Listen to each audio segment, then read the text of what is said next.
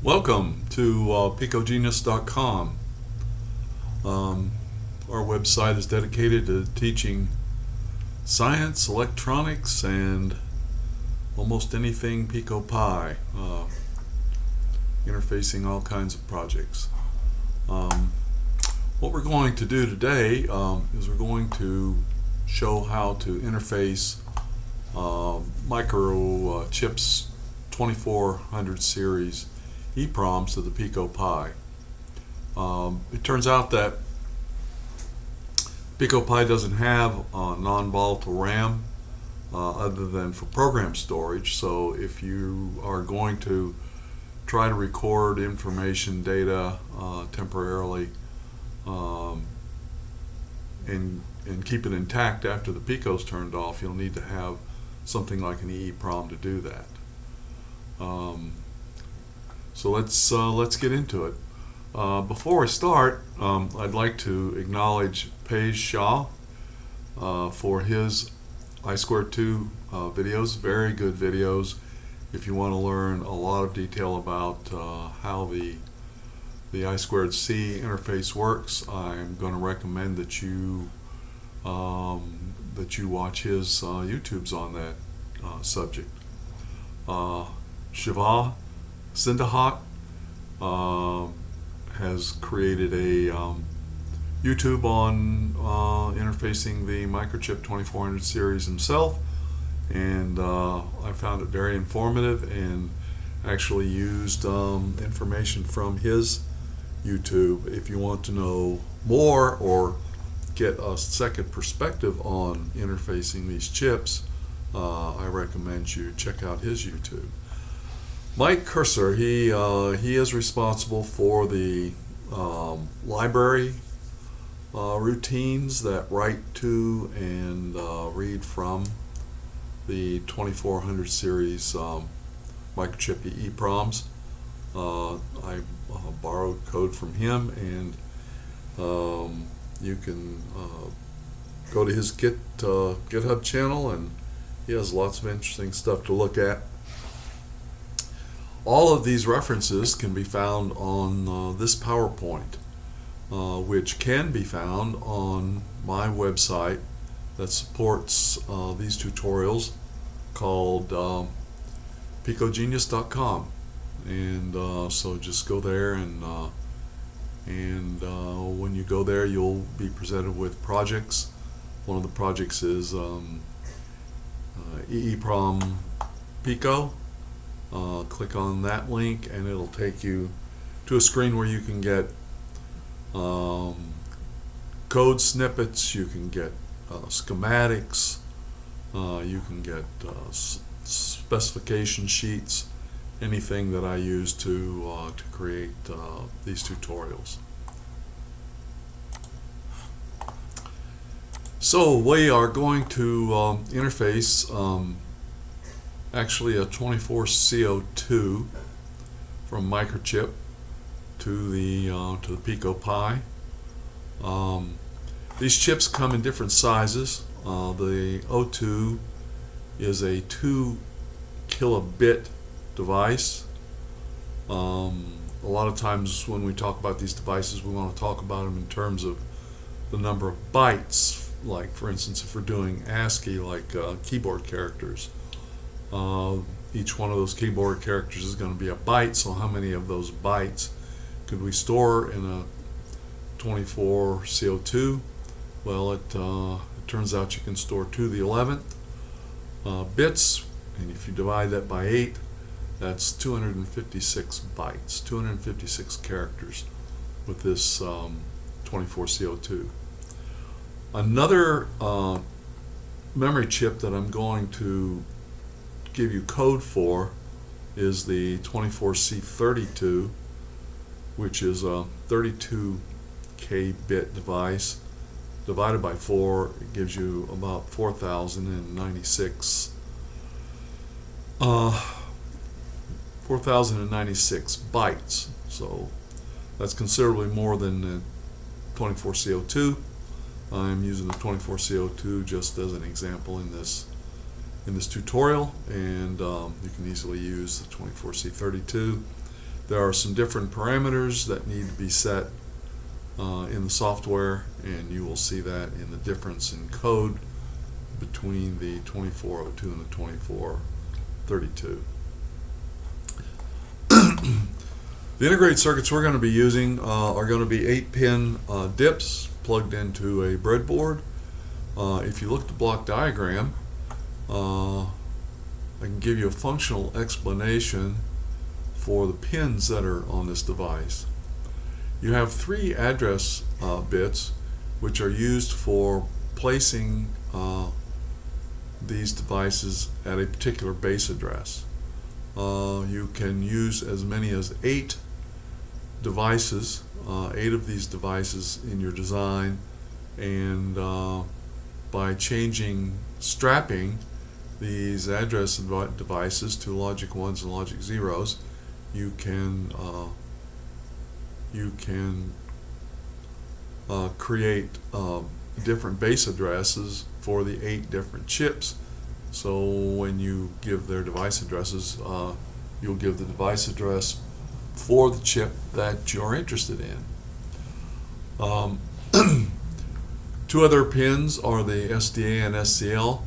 I'm going to show you how to use I2C serial interface in this tutorial, and these are the 2 communication lines.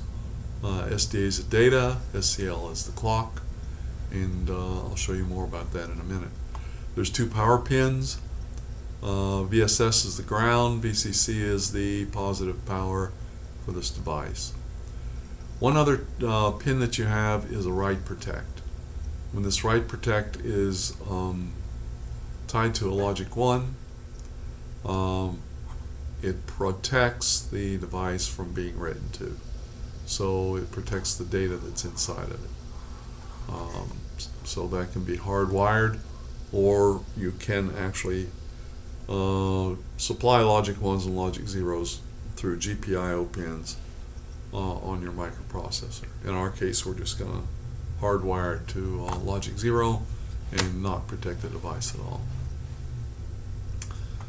We'll talk more about the waveforms on writing and reading these devices a little bit farther in the tutorial.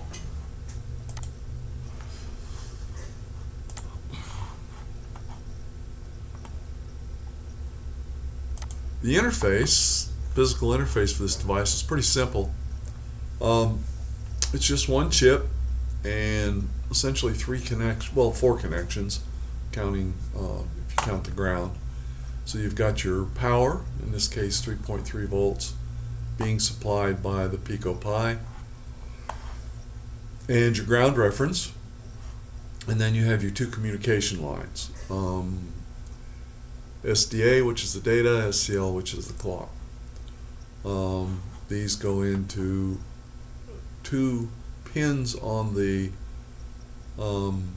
Pico Pi, GPIO pins 16 and 17. We're going to talk a little bit more about the addressing of these in a moment. The I2C interface requires pull-up resistors because the outputs of the EEPROM devices are open collector, which means that they float until they're pulled to ground, and since they're floating, they'll need to be pulled up to a logic 1, and we do that through these pull-up resistors. I'll show you why we do it that way a little bit later on in the tutorial. In addition, we've tapped off of the data and clock lines, and we've gone to a simple logic analyzer. The logic analyzer, the purpose of the logic analyzer is to be able to look at the communications between the memory device and the Pico Pi. It's very, very useful for troubleshooting. In this simple circuit, it's minimally useful, but if you're designing a system that has lots of logic levels on lots of different lines, this will give you an idea of what the timing is and what information is being transferred between devices. It's a very good technology to know, and I'm going to introduce this to you in this video and show you how to use it. Hookups are simple. This is going to become important when you set the software up for this device. Channel 0 is going to go to the data, channel 1 to the clock. You have to have common grounds on the logic analyzer, the microprocessor, and the memory, and then you have a line that goes to the USB on the computer, which will interface with the software.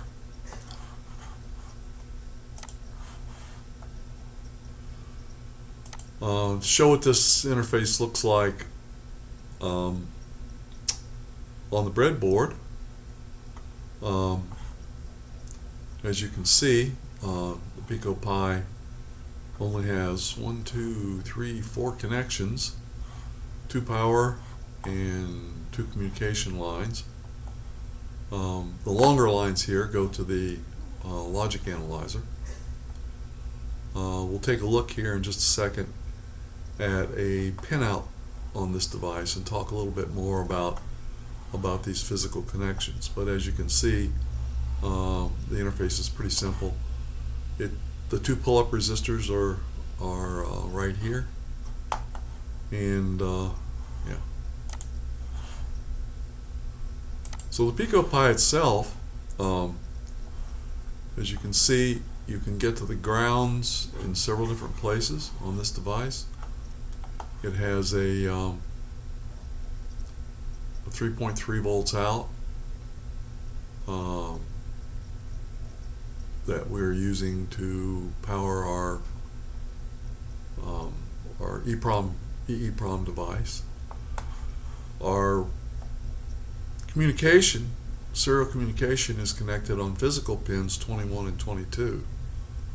But as you will see in the software, they're going to be called pin 16 and 17, and what they're referring to in the software is the GPIO addresses and not the physical addresses.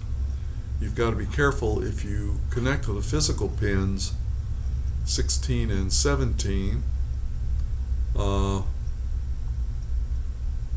What you will find is that you're on GPIO addresses 12 and 13, so the software won't be talking.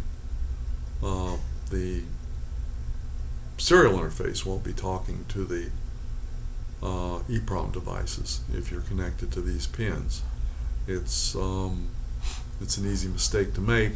Just make sure that you're using the GPIO designation and not the physical pin designation when you do your hookups. So what does the Python code for this interface look like? I'll bring that up here. What you essentially have is you have a class, which is the library functions for writing to and reading from the EEPROM, and then you have a main program which defines the communication pins, labels the data and the clock, sets the device I/O of the memory that you're going to be talking to, and then creates an instance or invokes an instance of this class that does the communication on the EEPROMs. It's essentially what the program does. Originally, this class was in a separate library file, which was linked to this main program through an import instruction. But I just pulled the code out of the library and put it in the main program because it's so short and the program's so short that I can see all of the code in one screen essentially, and makes it a little bit easier to understand rather than jumping from the library to the main program and back. So as you'll see in the class, the only thing the class does is it initializes, allows you to get capacity, reads, writes, and wipes the EEPROM with logic 1s if you want to get rid of all the data in the EEPROM. If we look at the main program, it sets up SDA as pin 16. Remember, this is GPIO address 16, and the clock as pin 17. It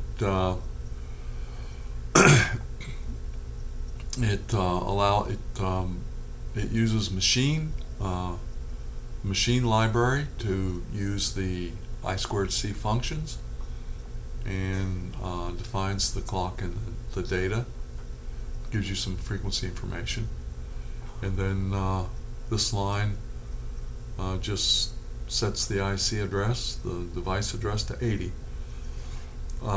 You don't define that. The device is setting at a particular address based on where you strapped it with your address lines.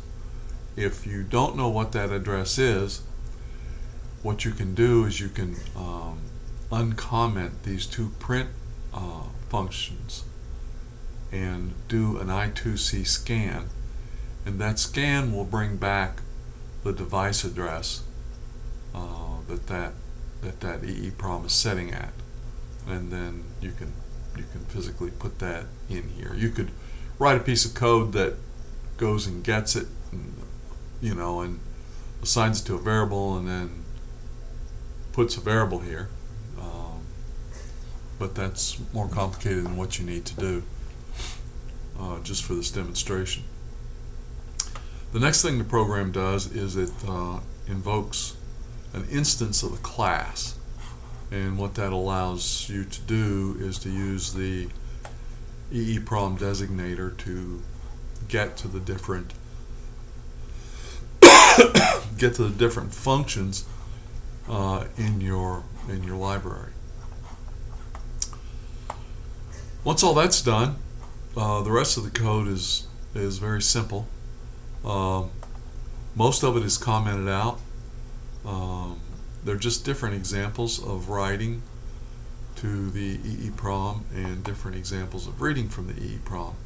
You'll notice that the uncommented lines currently are just to write a couple of characters. In this case, it's showing TH. We're going to write PI in our program within Thonny, which we'll get to here in a second, and then it reads those values. So we'll be able to write values and then read values, and then once we see those written on the screen, we'll go and we'll use our logic analyzer to see if we can see the communications between the PicoPy and the EEPROM.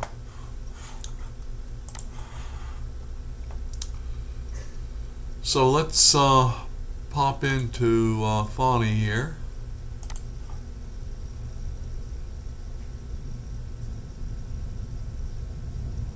Take a second for this to boot in. I'm gonna kill this. Okay, when you come into Thonny, this is the screen you're going to be presented with. At this point, you'll be connected through the USB cable to your PicoPy. If you're connected and you get these chevrons down here, that means that you have a good connection. Also, if you look at the lower right hand screen, you can see that I'm running MicroPython on the PicoPy from COM3. This gives me a good indication that everything's working. If I want to just do a quick check, I can do a print and then some characters and enter. If the processor is working, it should send back a hello. There it is. So the processor is working. It processed this print instruction and sent back a hello, so I know everything's working like it's supposed to. Now at this point, I can go. I could go to my picogenius.com and I could get the code for the 24CO2 and I could paste it in here and I could run it. It turns out that I have already run this and then stored the program on the Pico Pi itself, so all I have to do is do a file open, go to the Pico Pi. The program I want to run is 24CO2 simple. You'll recognize this code from our previous explanation. There's my class, which is my library functions. This is where I assign my pins to the communications. This is my device address. This is invoking the instance of the class. And then you'll notice there are two highlighted lines. EEPROM.write, and I'm going to write to location 3 on device 80, and I'm going to write 2 ASCII characters PI. The next thing I'm going to do is I'm going to print, and I'm going to go into EEPROM.read, and remember, these are just the library functions. If you look up in your class, you'll see read and you'll see write. Those are the functions that these programs are calling. And since I invoked the instance of the class with the name EEPROM, that's how I get into that library. I just say EEPROM read. I'm going to go to address location 3. And I'm going to grab 2 characters and I'm going to print them to the screen. So it should write a pi and then turn around and read a pi. Very, very simple. If I run this, sure enough, coming back from the screen, I get the 2 characters pi. If I wanted to write more characters, I could just put the characters in here. Let's say I wanted to write Pico. If I'm going to read these 4 characters, then I have to change the number of characters to read to a 4 and then run this, and now it's writing a Pico to the 27CO2 and reading a Pico back. So let's go back to the Pi. Make sure it works. All right, it's working fine. And let's go to our logic analyzer and see what the communication between these devices look like. In order to do that, I'll need to connect my logic analyzer to the USB. It's now connected. I'm going to go here. I'm going to go and bring up my software for the logic analyzer. Before I do that, though, let me talk about the logic analyzer just for a moment. This is what the logic analyzer looks like. It comes with interface cables to the breadboard. It comes with your USB interface and then the little logic analyzer module itself. Um, this is compatible with the Saley software. Saley sells logic analyzers at much higher price than what I paid for this. This was a bought off of Amazon for less than $13. And you can go to the Saley website and you can download their software, and that software works fabulously on these cheap Chinese logic analyzers.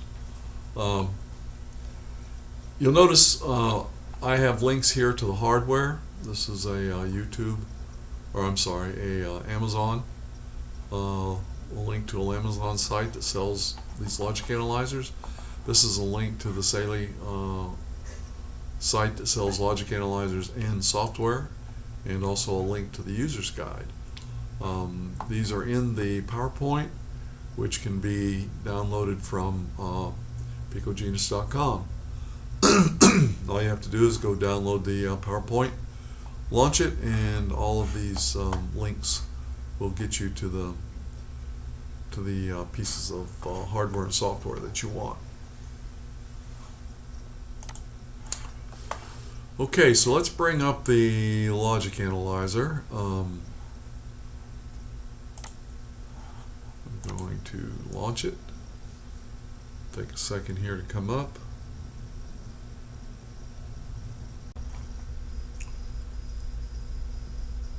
Once you get into the logic analyzer software, there's a few things that you have to check. You've got to check your device settings. Your sample rate needs to be set for something reasonable. 1 million samples per second is more than enough. You don't need 24 million samples per second.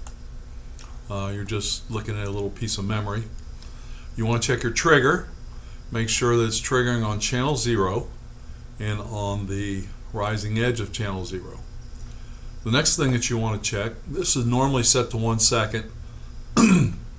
You don't really need to collect that much data, so I've been setting this to about 1/10 of a second, so 100 milliseconds will work fine.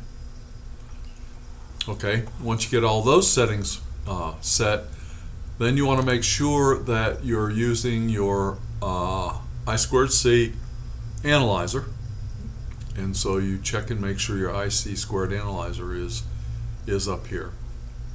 The other thing that you want to make sure is that channel 0 is looking at the data, SDA, and channel 1 is looking at the clock, SCL. So those are really the only two. The device settings and the analyzer are the only two things that you really need to make sure that you take a look at, all those parameters that I mentioned to you. Once that's all set up, you're going to be toggling between this logic analyzer and your development environment where you're going to run your program. So before you run your program, you start your logic analyzer, and you notice that the logic analyzer is waiting for a trigger. So then you go to your Thonny and you run your program. Go back to the logic analyzer. You'll notice it stopped. You click on this yellow indicator here, and that brings up two events. Okay. This event is the write event to your EEPROM. This represents an activity that is the read activity for your EEPROM. Now, if you just put your cursor over top of one of these events and turn the wheel, what it will do is it will expand out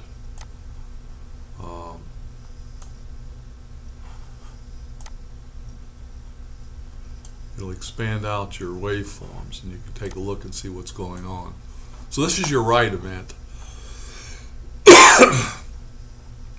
So we're going to look at these in detail here in just a second, but just so that we are clear what this logic analyzer just did, on this write event, it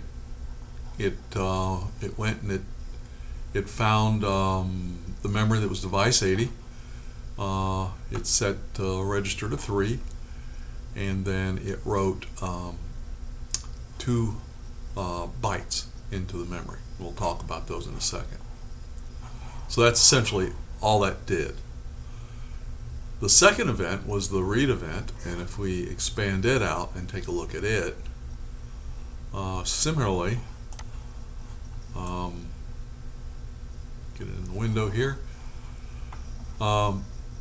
it went out and it found the memory at 80, and it told that memory at 80 that it was going to start at address location 3. Then it told it that it was going to do a read operation, and then it read 2 bytes back from the memory. So it did exactly what it was, it shows that it's doing exactly what we thought it was doing by looking at what was on the screen. So now let's go take a look at more detail about these waveforms. Okay, so what we're going to look at is and I've labeled this communications for you so we can take a closer look.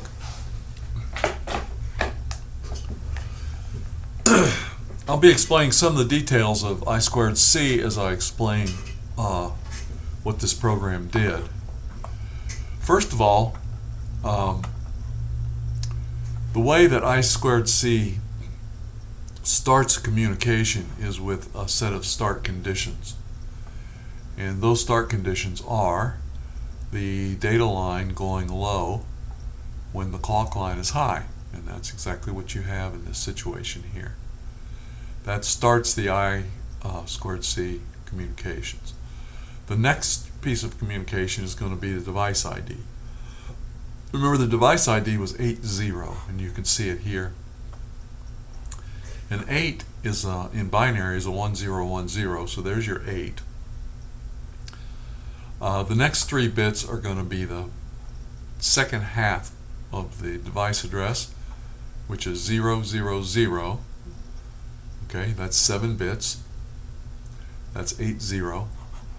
And then the next bit is the bit which tells the device whether this is going to be a read or a write operation.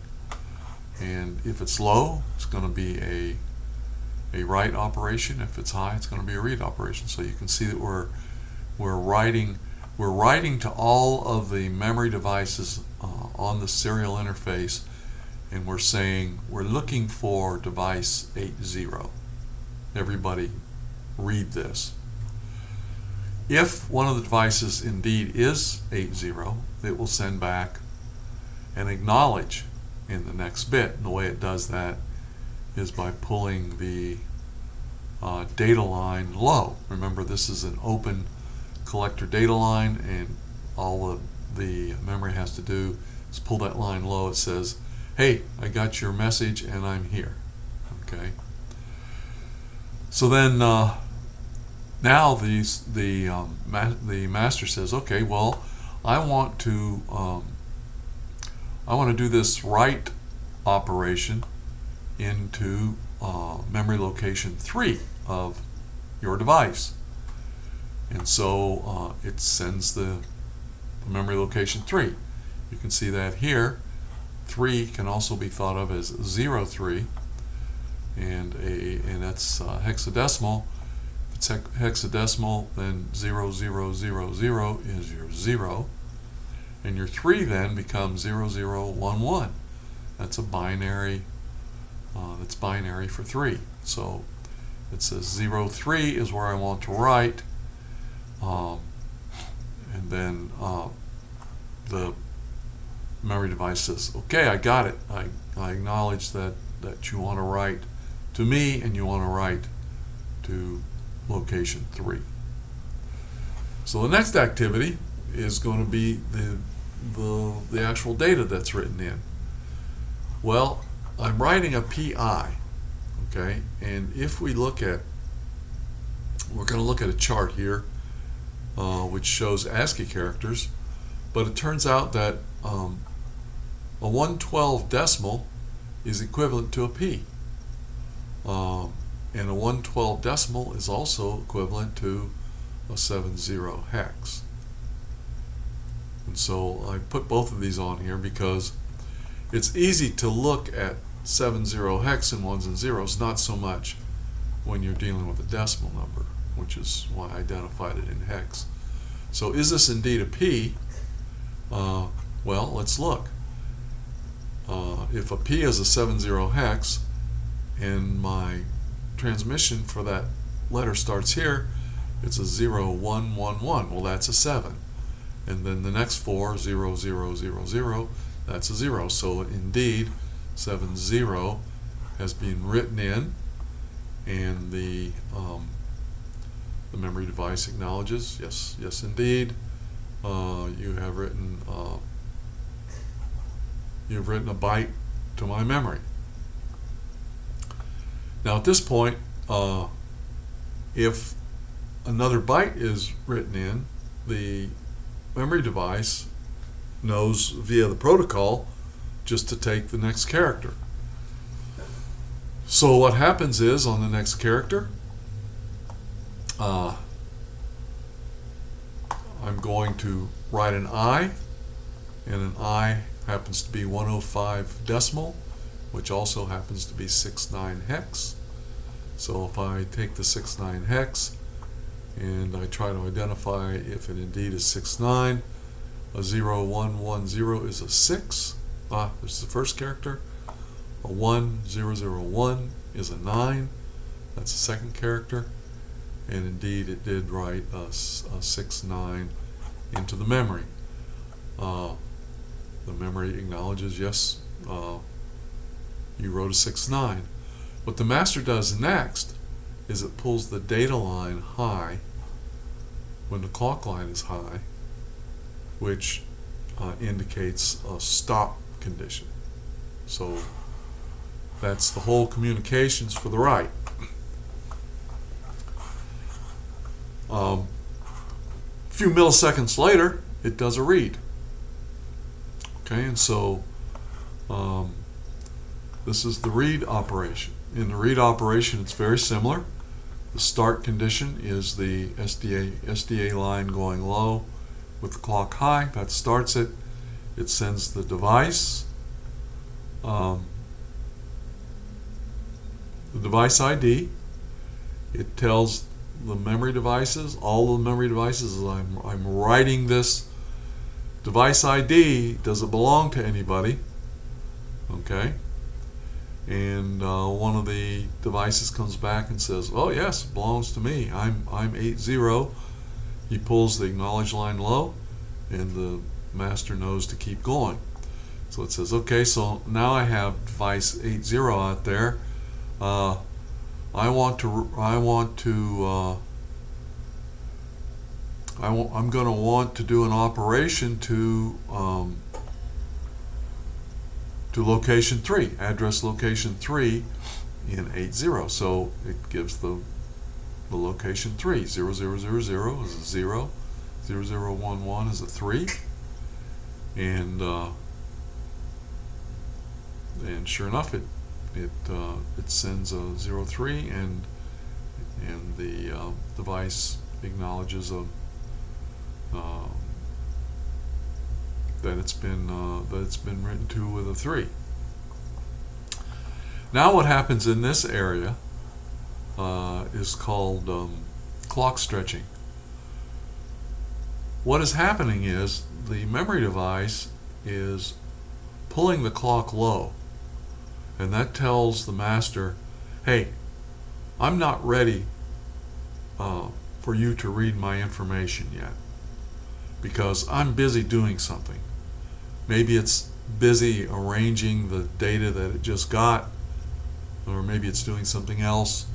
It doesn't matter. The memory device is deciding that it does not want to do anything else during this period.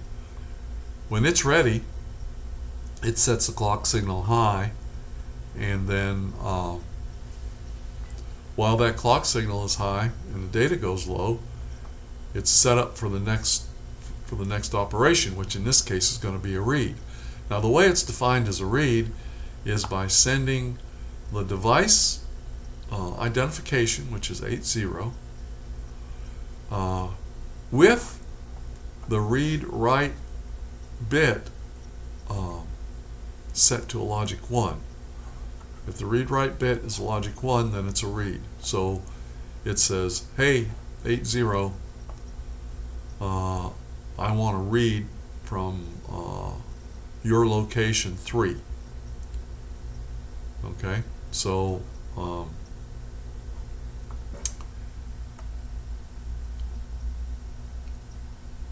the memory device acknowledges, and then it proceeds to read. Now it starts reading out, and it should read a PI, and if it reads a PI, it should read out a 70. So if we look at this again, 0111, there's a 7, 0000, there's a 0. So it read out a 07. And then master sends an acknowledge and says, I got the 07, and it goes on to the next bit, which is a 6-9 hex. 0110 is a 6. A 1001 is a 9, and sure enough, it got the 6-9. Now what the master does is it sends a NAC. A NAC is like an acknowledgement, except it's a logic 1 instead of a logic 0. What that does is it tells the memory device that it doesn't want to read any more information, and then the memory device quits sending data, and then the stop condition occurs. So as you can see, this interface, the protocol is pretty simple. It's just device addresses and then register addresses within a device. 1 bit for deciding whether it's going to read or write, and acknowledgments from both the memory device and the master saying that certain conditions occurred. Pretty simple.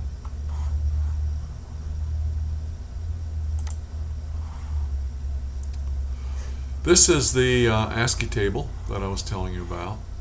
As you'll notice here, each character in the alphabet and the numbers and the special characters get a value, a numerical value. In this particular case, this ASCII table is set up for decimal. Okay, so 112 is decimal for a P, and 105 is decimal for an I.